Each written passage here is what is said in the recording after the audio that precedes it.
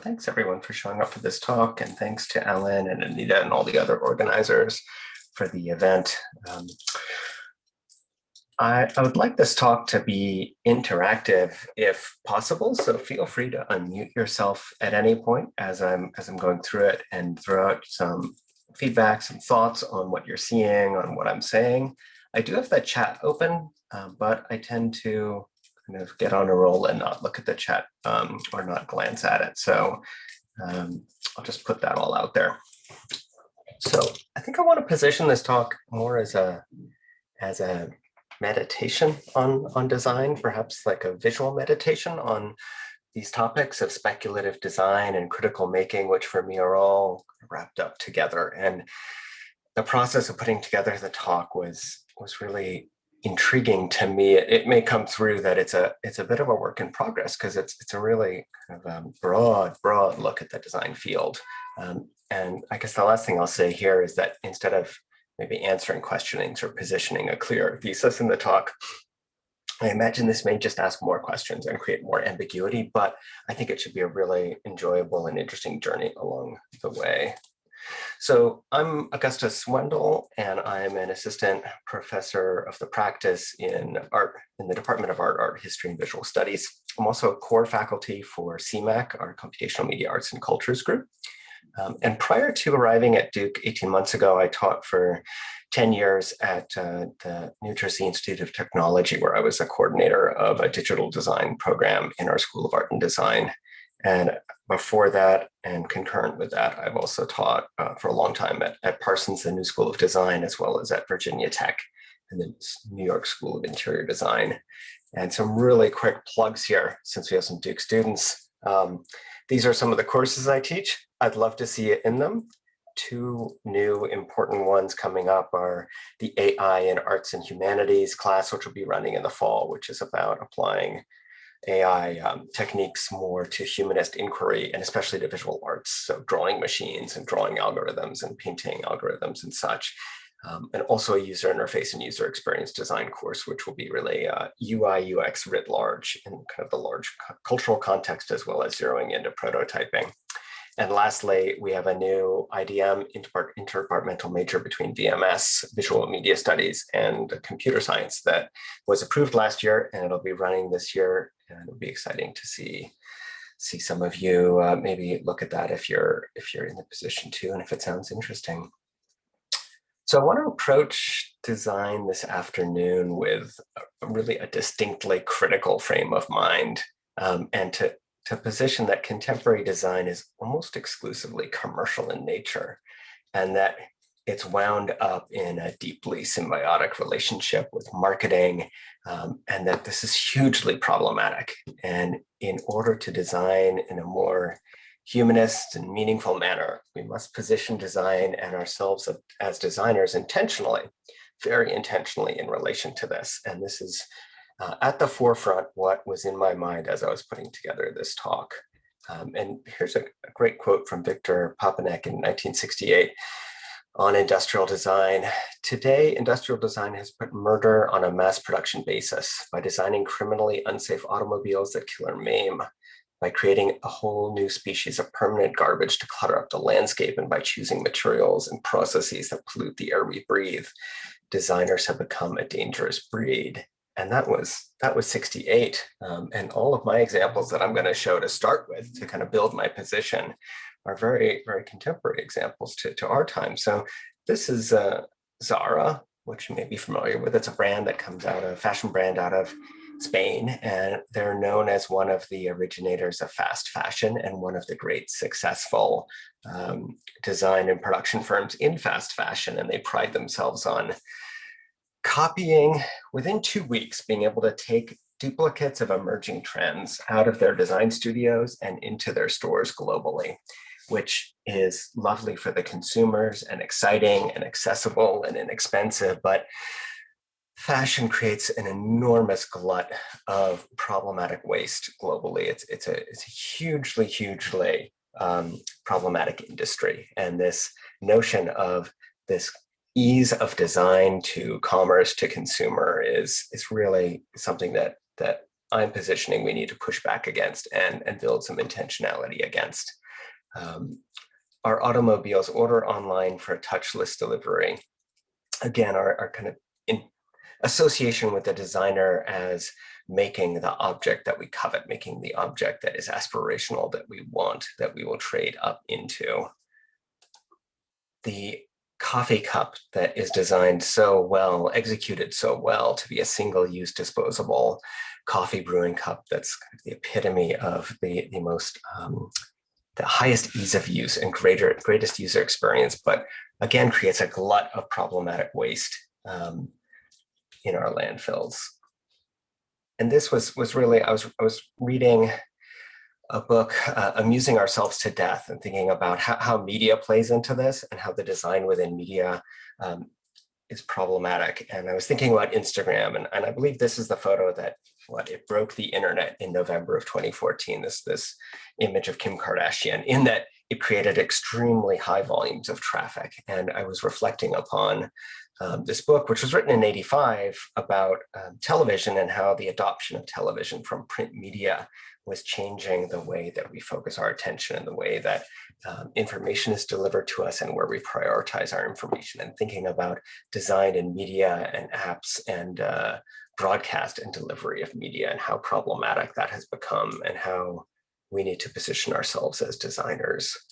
And then one more aspirational product of, this is Apple, well known for being a high design firm, having the best industrial designers, really sleek products, material science, fantastic and aspirational in so many ways, but problematic in my mind in that it is so aspirational and that it becomes a very economic issue of what we're able to afford, what we want, how we compete with others, how we compete for access to these objects in our world.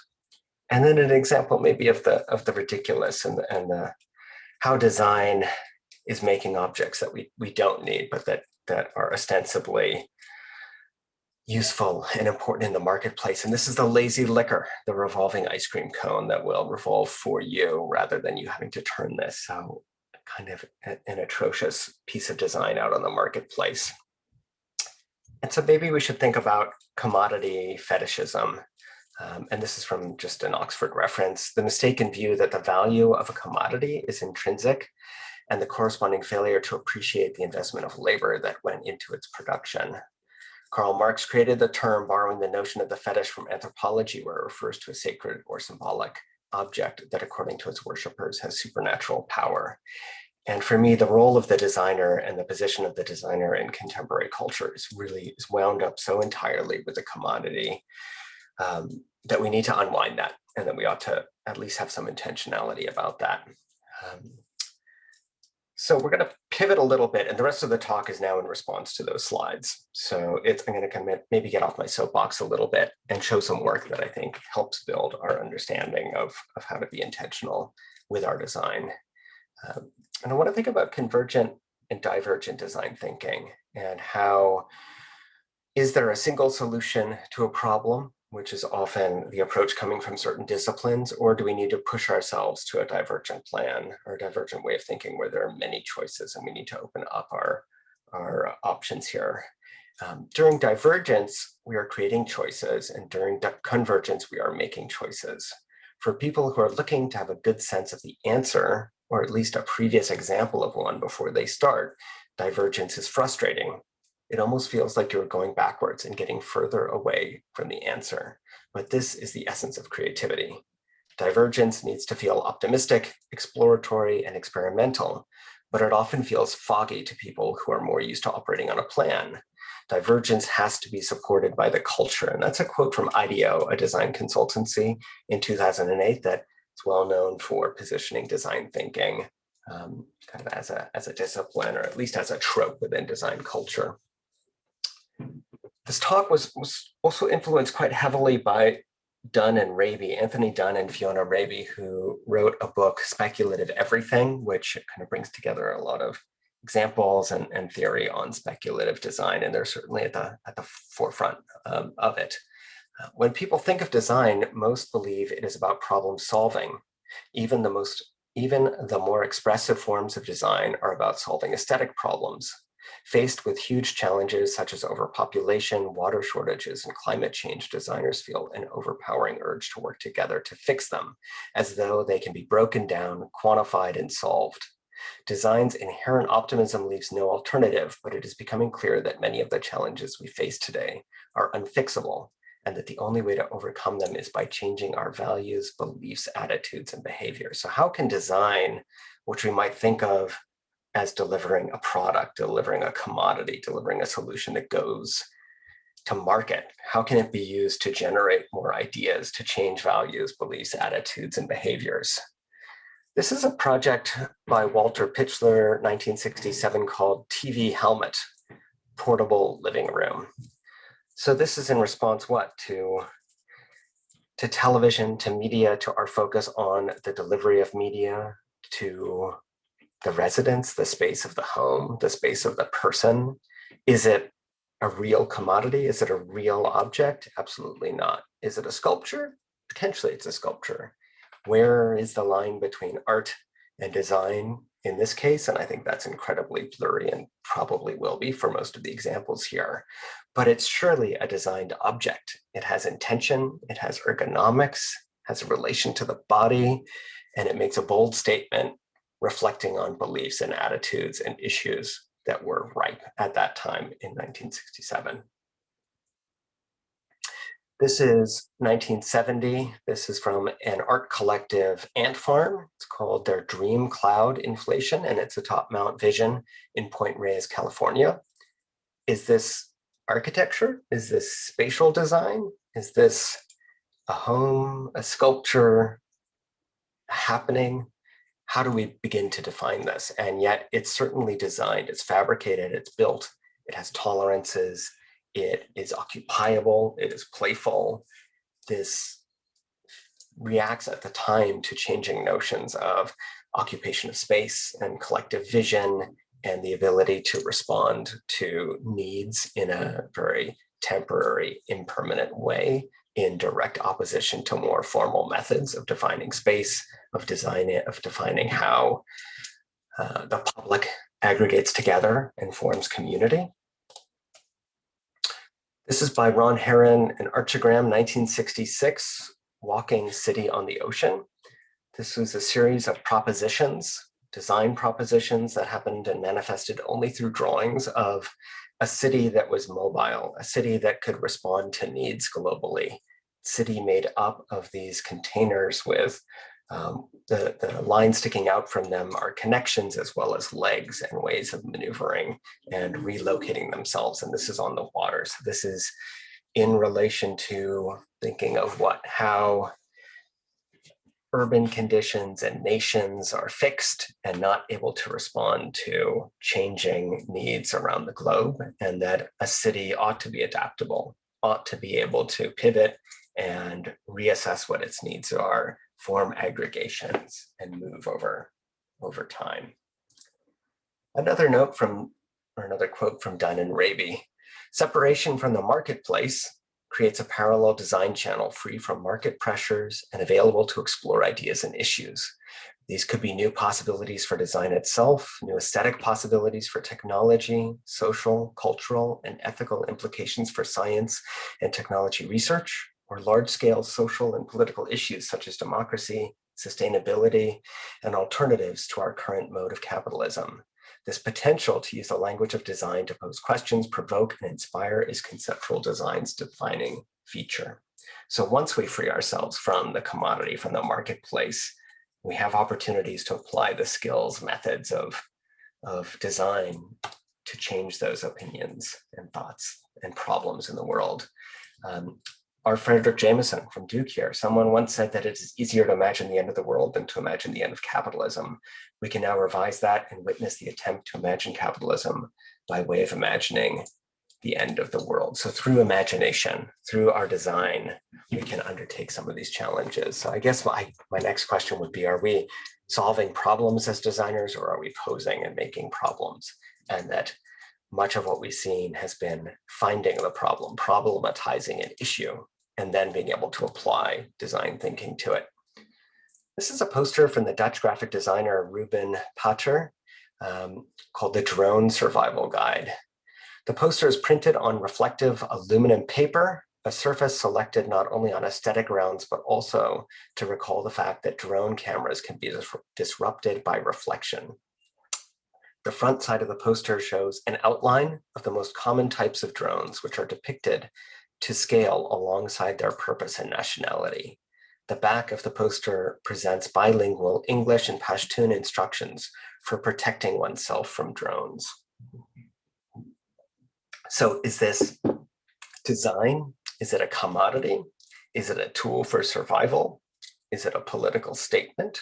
What is the meaning of an element like this when it is presented in a war zone or in a zone of conflict where there are drones flying overhead? And how can this operate at many scales, both in the geographic condition of what it's designed around, the issues surrounding it, but also in more of a geopolitical message and statement. And then finally, its actual utility of reflective aluminum paper and being able to work against these drones and against the surveillance mechanisms within them. There's an awful lot happening in here. And surely this is not a commodity. This is not for sale. This has used design in a way that frees itself to consider what's possible with these tools applied. This is an early work, 2002, from a group called the Radical Software Group. And if you're familiar with the interface theorist Alex Galloway, he was a member of the Radical Software Group at the time. And this is a project called Carnivore. It's a computational library built for processing, which is a framework, a Java framework for computational design. And it's essentially a packet sniffer of network traffic. So it sits between the data and the internet, and forgive the graphics, because again, this is really an old project, but this is a program designed to expose network traffic and to present it on the screen. So the screen of, in this case, an installation. So when this object, this design mechanism, product, feature, whatever we want to call it, is operating, it is sitting on a network and analyzing that local network and exposing what's happening on that local network, things that are masked traditionally, things that are private, and it's surveilling them and exposing them through various interfaces, which are not presenting them in plain language, but conceptually exposing the data underlying the traffic. This is a project by Philippe Dujardin Deville 007 from 2012. And it's not real, it's not architecture, it's playing to the design of architecture and the representation of architecture. It feels like a designed image, but it is entirely, I won't say unbuildable, but very skeptical, very speculative in how it is buildable, or let's say within a commodity-driven marketplace, would it be built? And yet it's creating a critique on what? On local vernacular traditions that have been turned into residential development patterns and design patterns and typologies and material patterns that are reflecting upon the heritage of this space. Philippe Dujardin is a Belgian artist slash designer, which kind of covers many of the people that I'm showing here, who operates in this realm of fictionalized, speculative spaces that are created and shown using tools that are very persuasive and very kind of provocative in how they emulate photography and more traditional means of representation. Also in the vein of this speculative design, MIT Media Lab had a design fiction group that closed a few years ago. And the design fiction group designs projects to stimulate discussion about the social, cultural, and ethical implications of emerging technologies. The group also explores novel ways to spread debate using social and viral media and popular culture. And this was a project that came out of that group several years ago by a designer, artist, hacker called Mary Magic. Eggstrichen Farms is a company that produces extra chickens, genetically modified chickens that produce a cocktail of gonadotropins in their egg whites. These extra eggs are sold at your local grocery store in a 12-count egg carton. The product is marketed towards women who are trying to ovulate more frequently, whether they've been trying to get pregnant or make a living as egg donors for the fertility industry. 1 egg a day is the fertility way. So entirely fictional, entirely speculative, but putting out there this notion that through genetic engineering, this could be a product. What's the implication of this product? How does it play to larger issues in culture?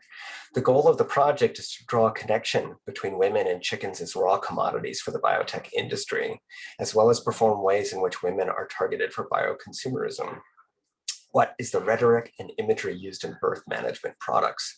Moreover, as avian transgenic technologies become further researched, is it possible to imagine a confluence of the chicken agro industry and the pharmaceutical industry? In the commercial farm product language, such as farm fresh, all natural, and the pharmaceutical caution language, such as this product does not protect against HIV and STDs, are combined together. Extra eggs may cause ovarian cancer, but at least they come from happy, healthy, cage-free chickens. So that falls into this realm of speculative design. And this is a diagram from a futurist, Stuart Candy, who presented it in a talk at the Royal College of Art, maybe about 13, 14 years ago in London. So if on the left is now, and time is expanding to the right, and we have the potentials of what might happen over time, we have several cones here. The widest of all cones is the possible. The narrower cone is the plausible. In the very center is the probable, and the preferable is somewhere between the probable and overlapping the plausible into the possible. So this is a rich area of being able to speculate of near future scenarios, what could be, how design could position something as being real, and through that could open a dialogue to larger issues. This is from 2016 by Aggie Haynes, and this is an organ that combines human genetics with the genetics of an electric eel, and it's meant to provide stimulation to the heart in certain patients that need the ability to internally stimulate the heart. And it's entirely fictional. This is designed not as an organ, but as a facsimile of an organ to provoke thinking and to provoke response about the possibilities of combinatory organ design. Another combines the salivatory gland from a leech, able to release blood-thinning anticoagulant in patients who need that embedded in their body, who need a constant flow of this. So rather than having to engage with traditional pharmaceuticals, this is radical speculative design proposal rendered in a way that's entirely believable, right? Not on a technical level, but in us believing that this object exists and it looking so real. I believe these were 3D prints that were hand treated and painted and finished for photography to create this larger fiction of their existing in the world.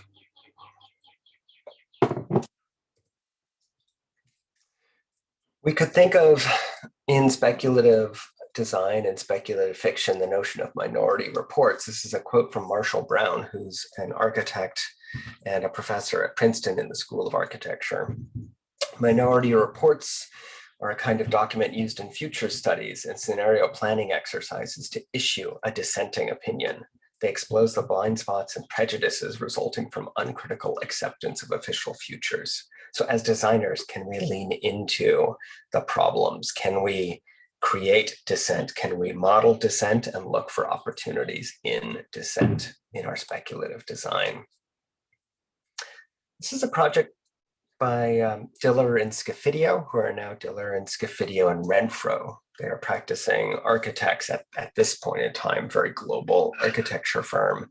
At the time they made this project, I believe they were both professors at the Cooper Union in the School of Architecture and Design. And this was a series of stemware called Vice and Virtue, and they were made for a show on design in, I believe it was maybe in Munich or Dusseldorf. So there are two modes of working this object, this glass. There's both the water that we need for our sustenance, the glass as a tool to provide that water, to provide that enclosure for us, and yet simultaneously to be inverted and become a holder of another liquid of, in this case, implied is an alcoholic beverage. And how can this glassware and stemware and the visual communication of design and the communication of products and the playing in the realm of highly reproduced and designed products, where can this begin to expose issues in society dealing with addiction and dealing with the notion of virtue and vice. Two more pieces. So on the left, a water glass and an ashtray, and the ability for those to be intertwined into a single product, not separated as being kind of different components of our life, but rather brought together as being inextricably bound together. And on the right-hand side, the pill container and the water glass. So again, playing deeply into this notion of glass as being something we take for granted, of being stemware that we are not critical about in any way, and yet can it become a vehicle for criticality? Can it become a vehicle based on its kind of personal relationship with our hand and our body and delivering things we need, but also choices about maybe what we don't need? And then finally, of course, the last piece of stemware that mixes those two together. And so rather than separating, what happens when the water of sustenance is also combined with the drug or whatever is in the syringe. This is by Stephen Duncombe. Dreams are powerful. They are repositories of our desire. They animate the entertainment industry and drive consumption. They can blind people to reality and provide cover for political horror, but they can also inspire us to imagine that things could be radically different than they are today, and then believe we can progress toward that imaginary world. This is a project by Tommaso Lanza, Industrial Fragility, 2007. And this is a series of objects, just one of a series of objects that he made, taking what we think of in passing as a strictly commodified product, a banal mug, cup, and yet slicing it and positioning it in a very radical relationship to the built environment, in this case to the counter that it would so often be placed on, but instead now it is placed somehow in a very strange, cautious juxtaposition where it may fall, it may tumble. It is only able to be placed in a precarious relationship that draws attention to it and to our relationship and to the fluid within of this object, into the tactility of it and how we grab it, how we interface with this object. This is Waterfall 2016 in the Palace of Versailles by Olafur Eliasson. And it's at once a waterfall, but not a waterfall at all. It's an artificial waterfall. It's a spectacle. It's an element of design. It's been placed very self-consciously within this landscape, and yet it's an apparition of sorts, and it's replicating a natural phenomenon completely out of context in an artificial location. One way we can think about speculative design is through this lens of the A and the B. And this is a list by Dunn and Raby that explained how they thought in their early days about speculative design. And on the A are things that exist, and on the B are what they want them to be. So I'm not going to go through the list, but to kind of pose against these problem solving, problem finding, ergonomics versus rhetoric, and thinking about how to be intentionally oppositional and problematizing, and then where that can lead and how the solution that could be led from that larger kind of cultural thinking can be quite miraculous. This is a building for Swiss Expo by Diller and Scofidio, and it's called Fog. And it exists entirely, it exists entirely as an infrastructure of nozzles that makes fog and makes mist. So is it a building? Is it design? Is it spectacle? It reminds me of the earlier piece by Ant Farm, the inflatable inflatable architecture, that it's about collective experience and it's about spectacle and about bringing people together, but it's not about defining space in any traditional way. And yet surely it comes out of design and design thinking. But does it function? Is it a commodity? Does it hold anything of value? And I think not. It exists entirely as spectacle and as rhetoric and as bringing up more questions that it answers about what it means to be within the space, what it means to be in an exposition of built form. This is an app, The Reporter by Nick Feltron, who's fairly well known for it's the Feltron reports that he would create, annual reports reporting on his life and the work that he's undertaken. Well, not the work, no, his life, not his work per se. And this is an app that makes use of sporadic inquiry and data recording into your life. So it will prompt you for information about where you are, what you're doing, and it's storing that, and it becomes a personal data collection for archiving, for visualization, for querying about your life. So this thinking, is this a commodity? Is this more of a personal helper? Is it something that, what is the solution that it provides? And while we certainly have apps that supply tools that we need, what does it mean for a tool to be just inquiring about us and for it to be kind of a partner in our day-to-day life and not doing anything more than that? This is a project by Johanna Niesenboim, and it's a project that looks like a bird cage, and it has these feathers on top. This project explores how to create meaningful interactions in the adoption of environmental sensors in the domestic environment. In contrast to computers, humans are not good at remembering numbers, but rather very good at interpreting vital signs. Therefore, this project's aim is to create a more intuitive and personal interpretation of data. Looking back at nature, especially how animals were used as measuring systems in the past, she proposes a series of pet measuring devices. So this is the air quality bird cage. So it's a physical device that exists in your space. It has no bird, but it senses air pollution levels through technical sensors. So on the left, when the air pollution level is normal, it's playing a tune, a bird song, if you will. As the air pollution levels become higher, it produces a singular bird song. And when air pollution levels become dangerous, it sheds its feathers as a signal to us and drops those. In opposition to common electronic devices, the pet sensors have a calm peripheral behavior in normal conditions, meaning they perform independently in the house. Once something changes, they react to it, changing their habits. In order to notice these changes, the user needs to know them very well.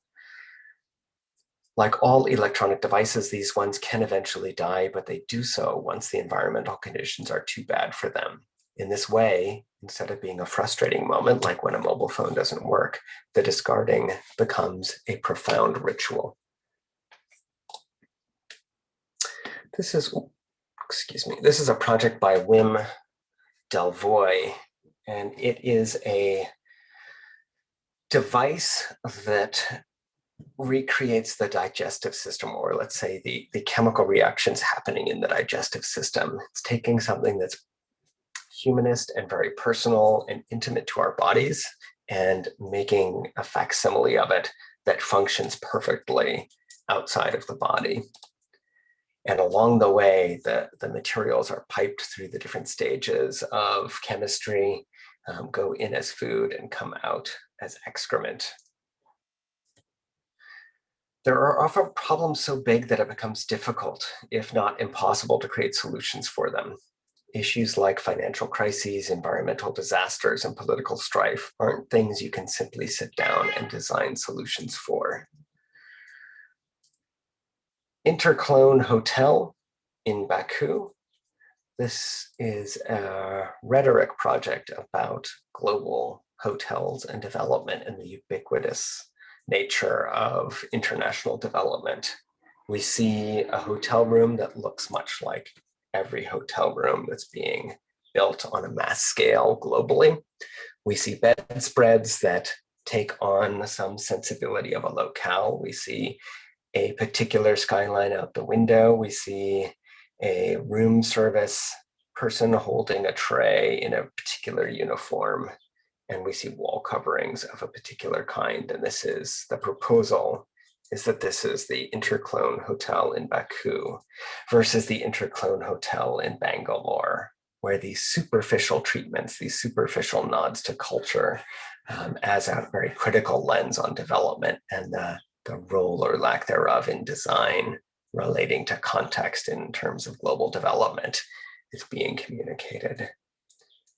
And then when we move to Tijuana, again, of course, nothing is changing except for the superficial patterns, except for these nods towards the locale that are really entirely ill-fitting and not reflecting in any meaningful way upon actual geographic changes and cultural changes from location to location. Much of what we've been looking at, we could think of as critical making. The term critical making was coined by Mark Ratto at the University of Toronto in 2008. And in an article of his from 2011, he says, the use of the term critical making to describe our work signals a desire to theoretically and pragmatically connect two modes of engagement with the world that are often held separate. Critical thinking, typically understood as conceptually and linguistically based, and physical making, goal-based material work. Or maybe we can extend that also to digital making, to digital prototyping, to the mechanisms of designing services, products, and experiences. This is a poster from 1999 from a graphic designer, Stefan Sagmeister, and it's a poster for a lecture in Detroit for the American Institute of Graphic Artists. And it's a poster where the information that in traditional graphic design is applied in ink and is very ephemeral and really has very little investment in existing beyond the immediate need of that output. Instead, in this case, has been carved into his body and has a sense of, I won't say permanence, but a sense of lasting and a sense of investment. And is it a bit of an outlandish response or an outlandish project? It absolutely is. Is it a spectacle? He's quite a spectacular designer. And yet it certainly makes us think about the role of type and information and display in terms of, in this case, very traditional graphic design and posters and the communication of events and how ephemeral those are within the media landscape. This is a chindogu, which is a product. There's a whole kind of background to the term, a product that has no use and a product that has no value. In order to qualify as one of these, it cannot be copyrighted, it cannot be sold, it has to exist freely out in the world. And the term chindogu and the whole methodology was started by Kenji Kawakame and has formed since then the International Chindogu Society. And there was a book that came out many years ago about this. And this is called the Lipstick Guide. And it's certainly in many ways humorous, but I think it cuts much deeper than that, doesn't it? That this notion of ease and utility and guidance and mechanisms and products to help us make ourselves and form ourselves and to keep ourselves occupied are all around us. And this intentionally playing into this in a way that is mocking of the act, not the act, but mocking of the assistance of this product really kind of draws some deep, sharp thinking to bear on the issue of how we make ourselves up, how we follow patterns, how we treat our self and our body, and how we extend it through these devices and products around us. Sisal Tolas, 2006 at the List Visual Arts Center in MIT in an exhibition called Smell of Fear. The wall paint contains synthetic replicas of chemicals characteristic of the sweat generated by individuals with varying chronic phobias. Over the course of 5 years, she gained the trust of 9 men whose body odors are featured in the exhibit, collecting their sweat after they were exposed to fear-inducing stimuli. The scents were analyzed and reproduced, mixed into wall paint through a process called microencapsulation, a descendant of scratch and sniff technology, which releases odors when the paint is rubbed or scratched. And a quote from the curator of the space: "Some people don't want to experience it at all, and some people are very happy to rub the walls and smell. We've had people refuse to spend time in the room at all. If you smell something, it is a very intimate encounter with the senses." So it's at once wall paint, maybe we could call it art, installation, questionable, is it design? I don't know, you tell me, but it is bringing the body and the scent and the very kind of intimate nature of the body to a product that then clads the physical environment, and it's inverting a number of our preconceptions about how the body interacts with the environment, both through the sweating, but also through kind of walls and forms and other controlling domains around us. This is a postcard, front of a postcard from a project called Dear Data, which is a fantastic data visualization project undertaken for a year between Georgia Lupi and Stephanie Posavec, which are 2 information designers, and at the time they lived on opposite sides of the Atlantic, and they would send themselves to each other. They had thematic postcards that they would make each week and send to each other. So this was a catalog of information about the week from one being sent to the other. And on the other side would be in the instructions of how do you decipher this? How do you read this? And their work was information design and visualization. So this was a week of goodbyes and good nights. The shape is how it happened in real life, over the phone, through Skype or Hangout, in public, farewell to my old apartment. And the color were responses. So it's a coded message. It's certainly design. It's certainly also postcard and transmission, public in its presentation, but also encoded. There's an awful lot wrapped up in this in terms of how design functions with the day-to-day lived experience of these 2 people. And that, we've come to the end of my talk. So we have a little bit of time. I'm sure if you've been attending talks all afternoon, maybe you need a little time for yourself, but I'm also would love to have any discussions or response or reflections on what was discussed here as you see fit.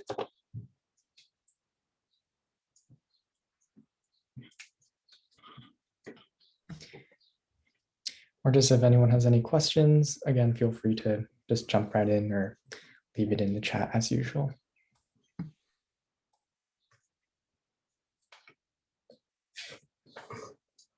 How the talk's been going, Ellen? I haven't had a chance to, I apologize, I've been kind of having to deal with issues outside of the day, but have they been going well? Yeah, thanks for asking. Overall, there are like a couple like Zoom issues. I think like this meeting as well, there's like a little bit of a Zoom issue. But other than that, I think it's been going pretty well.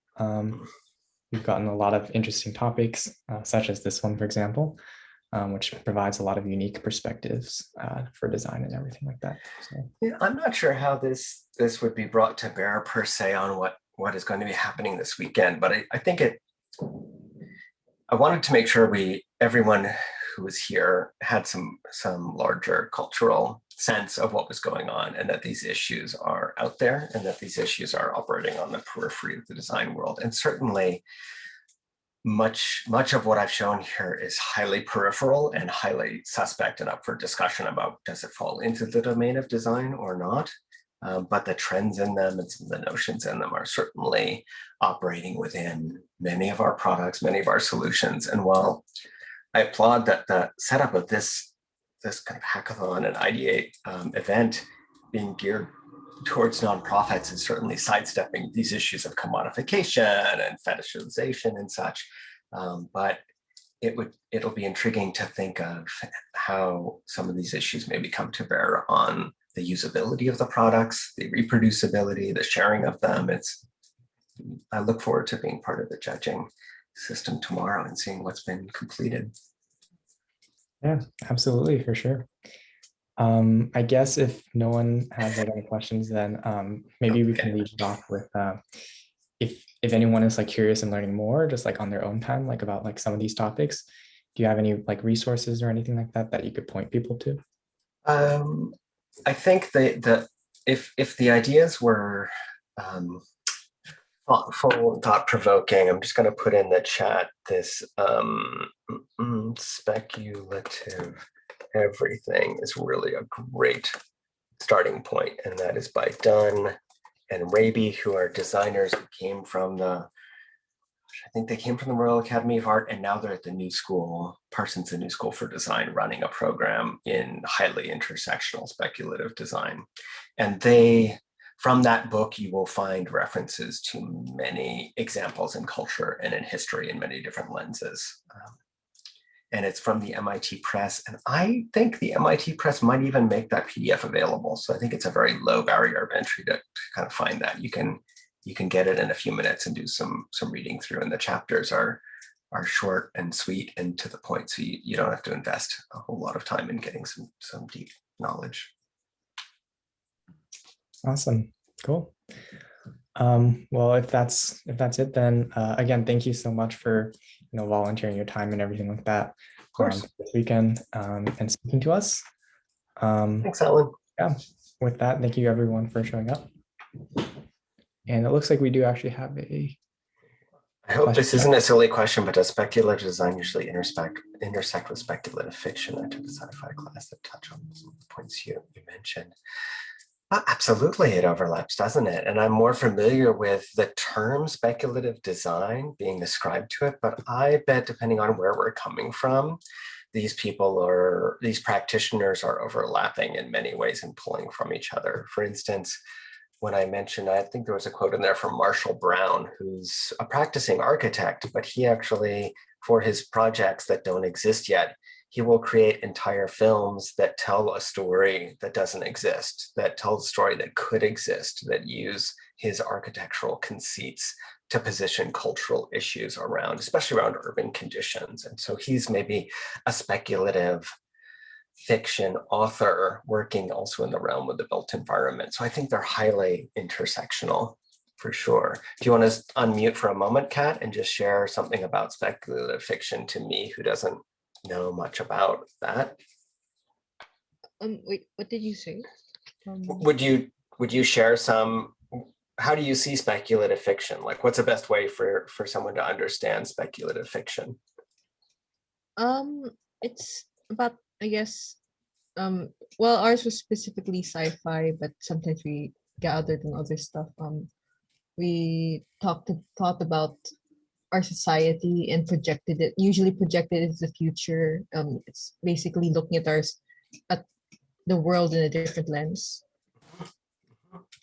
And that process can free you and liberate you from traditional assumptions about the power structures in place, right? And I mean, I'm not saying that's all that's happening, but I think in terms of the speculative design, that being able to take these notions and circumvent the systems that we take for granted already in the marketplace is incredibly helpful. For instance, if we're thinking of digital services, there's such an infrastructure and such a power structure in place about how those services work today that if we free ourselves to think speculatively of, let's say, a 10-year span forward and a different power structure, that we may not know how to get there, but we can work in that realm, we can design in that realm, we can bring that to the table to see what could be, and then that might inform the process to get there. That might inform changes to be made.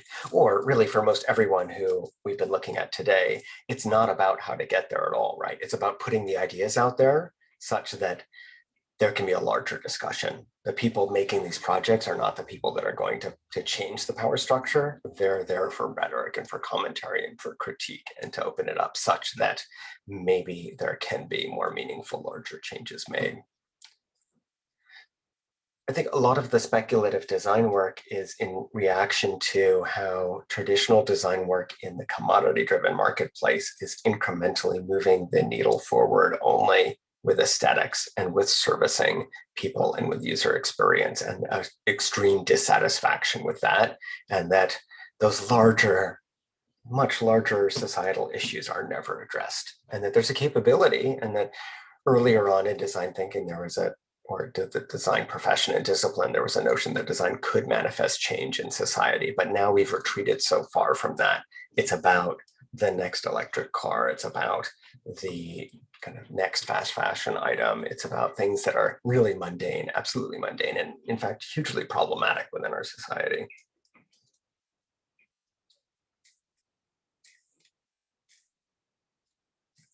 Thanks for that question, Kat. Thank you also. So I suppose, Ellen, if that's it, maybe we'll shut this down. Yeah, I guess. Yeah, I guess so. I guess that's it. Yeah, so thank you everyone for showing up to this talk. Our last series of 2 talks and workshops starts in 4 minutes. So if you're interested, please do attend, and then we will have our design challenge announcement at 5 p.m. So yeah, looking forward to seeing you all there. Great. Thanks, Helen. Thanks. Thank you.